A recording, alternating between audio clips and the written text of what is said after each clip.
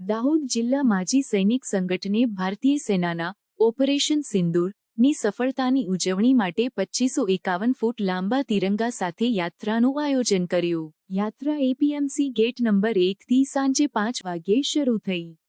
તે સરદાર ચોક, નગરપાલિકા માણેક ચોક, બિરસા મુંડા સર્કલ થઈને સ્વામી વિવેકાનંદ ચોક સુધી પહોંચી.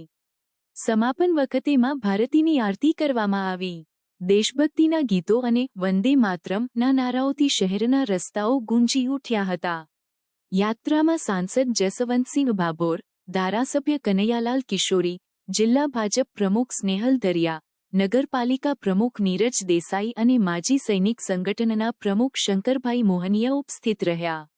સમાજના વિવિધ વર્ગોના લોકોએ હાથમાં તિરંગો લઈ યાત્રામાં ભાગ લીધો હતો. માજી સૈનિક સંગઠનના પ્રમુખ શંકરભાઈ મોહનિયાએ કહ્યું કે ઓપરેશન સિંદૂર ભારતીય સેનાની નિષ્ઠા અને બહાદુરીનું પ્રતીક છે. આ યાત્રા દ્વારા વીર જવાનોને સલામ કરવામાં આવી અને યુવા પેઢીમાં દેશભક્તિનો જોશ જગાવવાનો પ્રયાસ કરાયો. યાત્રાએ દાહોદમાં દેશભક્તિનો અનોખો ઉત્સાહ જગાવ્યો અને ભારતીય સેનાના બલિદાનને યાદ કરવાનો અવસર પૂરો પાડ્યો.